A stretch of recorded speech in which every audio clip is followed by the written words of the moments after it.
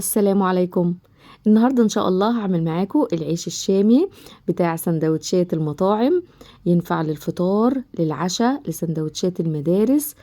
طري خفيف منفوخ لاخر رغيف، وطريقته سهلة جدا ومقاديره اقتصادية. من نص كيلو دقيق هنعمل كمية كبيرة منه. يلا بينا نسمي الله ونشوف المكونات وطريقة التحضير. بسم الله. هبدأ أجهز عجينة العيش الشامي. أول حاجة معايا كوباية مية دافية ونص كوباية لبن دافي. أنا استخدمت مية ولبن مع بعض. ممكن تحطي الكوباية ونص كلها مية، أو تستخدمي كوباية ونص من اللبن زي ما تحبوا. وهضيف دلوقتي معلقة كبيرة من السكر، باكت من الخميرة الفورية يعني حوالي معلقة كبيرة، وبقلب لغاية ما الخميرة بتدوب. وبضيف دلوقتي معلقتين كبار من الزيت وبخلطهم كويس مع باقي المكونات. وهبدأ أضيف نص كيلو من الدقيق،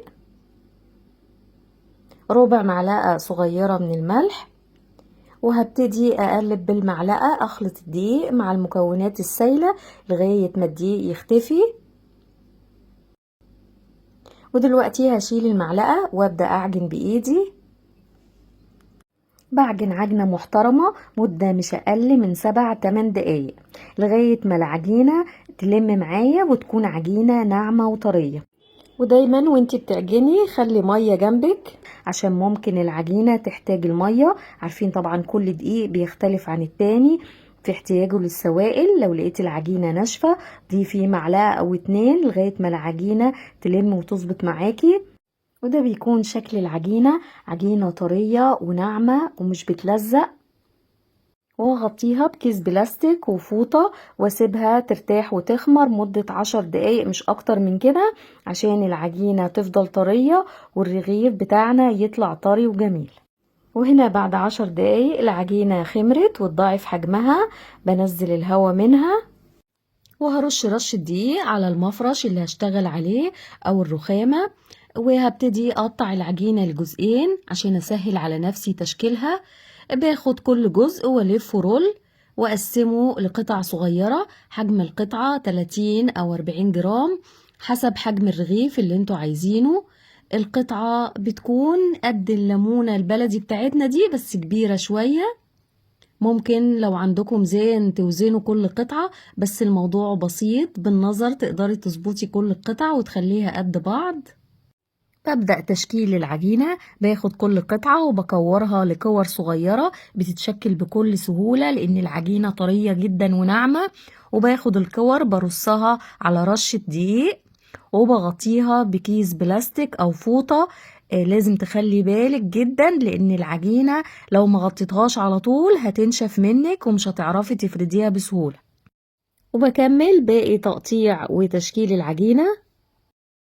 ومع اخر كورة عملتها على طول ببدأ في فرد العجينة على شكل رغيف. وهنا حضرت فوطة نظيفة عشان ابدأ ارص عليها العيش. ورشيت رشة بسيطة من الدقيق وباخد اول كورة انا عملتها ببدأ بيها وبحطها فوق رشة الدقيق وهبدأ افردها بالراحة جدا مش بضغط عليها بالنشابة. وبرش رشة دقيق بسيطة، ما تكتريش الدقيق علشان العجينة ما تنشفش. وبفرد الرغيف على شكل دايرة بيتفرد معايا بكل سهولة لان العجينة ناجحة وطرية جدا. وبلف العجينة وانا بفردها من كل ناحية عشان تتشكل على شكل دايرة. سمكها حوالي نص سنتي، ما تخليهاش ارق ولا ارفع من كده عشان ما يتحولش لرقاق وينشف معاك الرغيف. وهنا بوريكم ده السمك المطلوب. تمام كده. هاخده احطه على الفوطة واغطيه بفوطة. لازم يتغطى على طول عشان ما ينشفش. وبخلص فرد باقي الكمية اللي معايا. ما شاء الله نص كيلو دقيق عمل 21 رغيف. ولو هتعمليه حجم اصغر من كده زي بتاع المطاعم ممكن تطلعي 24 او 25 رغيف من النص كيلو. وهنا دي كمية العيش اللي عملتها بالنص كيلو. ما شاء الله شكله جميل جدا. هبدأ دلوقتي في تسويته. هاخد اول رغيف فردته وابدأ بيه هسويه على الطاسة. مش هياخد وقت، يعني اقل من 10 دقايق هكون مسوية كل الكمية دي. وبالنسبة للتسوية رفعت طاسة على النار وخليتها سخنت قوي، وبعد كده بخلي النار تحتها متوسطة، لا هي عالية قوي ولا هادية، وبحط الرغيف. لو خليتي النار عالية اثناء التسوية الرغيف معاكي هينشف. بنلاقي الرغيف ابتدى يقب ويرتفع، ما بقربش للرغيف ولا حركه غير لما يبتدي يشمع ويمسك نفسه وابتدى يتنفخ اهو من فوق. هضغط عليه ضغطة خفيفة جدا بالاسباتيولا بساعده على انه يتنفخ، وفي المرحلة دي بيكون استوى من تحت. بقلبه على الناحية التانية، مش بياخد وقت، يعني حوالي نص دقيقة بيكون خد لون واستوى. على طول بخرجه عشان ما ينشفش معايا، بخرجه على فوطة نظيفة وبغطيه بفوطة لغاية ما يهدى شوية.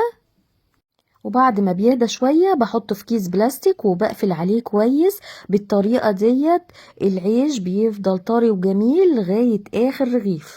ولو انت عاملة كمية بتقسميه في اكياس بلاستيك وتحطيه في الفريزر، بتطلعي منه وقت ما تحتاجي 10 دقايق بيكون طري كأنه لسه طازة. وبخلص باقي الكمية اللي معايا، ما خدتش وقت مني 10 دقايق بالظبط كنت مخلصة. طريقة سهلة وبسيطة، مفيش اسهل ولا ابسط من كده، وبيطلع العيش تحفة. حتى لو بتعمليه لأول مرة هينجح معاكي. ده شكل العيش بتاعنا بعد ما برد، طري جدا والتسوية مظبوطة وخفيف جدا، وكل العيش طلع منفوخ وقابب، مفيش رغيف فيه ما بيتفتحش. شايفين من جوه جميل جدا. وبكده اكون وصلت لنهاية الفيديو، اتمنى يعجبكم وتكونوا استفدتوا. اسيبكم في رعاية الله، والسلام عليكم ورحمة الله وبركاته.